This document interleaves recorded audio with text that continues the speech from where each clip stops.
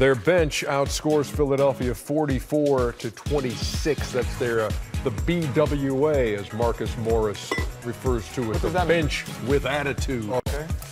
Ooh. And they win at 105. You can't say that. We know that boy. We know that Morris boy got attitude. 105 to 8. Why he got attitude? Oh, because his mama had a bad date and they whipped his ass.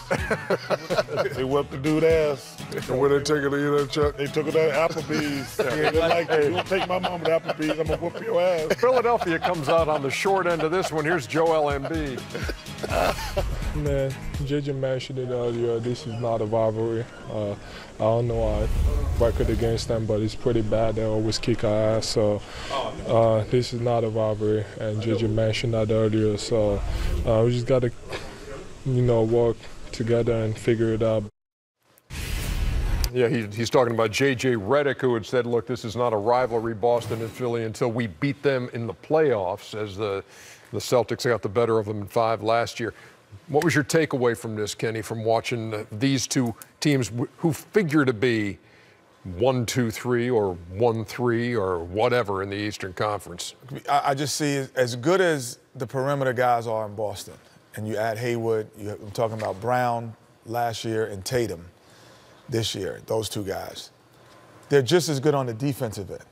They're able to chase people off the three-point line and make you into penetrators and drivers. So then all of a sudden, they can take you off the dribble, but then eliminate you from taking easy three and uncontested three-point shots because they're athletic enough and quick enough and actually long enough wingspan to stop that.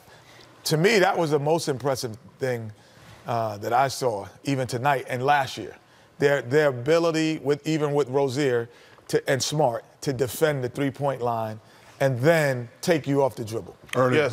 Boston's they're young, they're talented, and they love to compete. Now, when you have those three combinations and you play the right way, you're definitely going to be hard Could to you beat. imagine they practice, Shaq? Yeah, it's probably up and down. Well, let me say one thing. Probably up and down.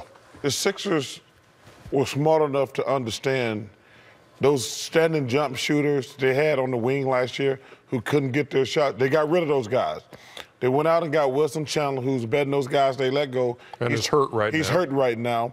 But also, I think they realize they need Markelle Fultz to play because they couldn't guard them guys.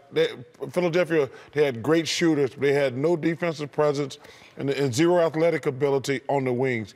They address one. Wilson Chandler and Covington can compete to a certain degree from an athletic standpoint, but it's still going to come down to Markelle Fultz.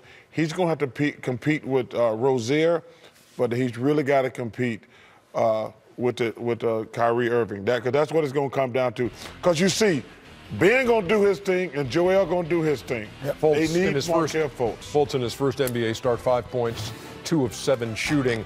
Sixers are held to 87 points and 39% shooting by the Celtics in that 18-point win. Back with more on Inside right after this.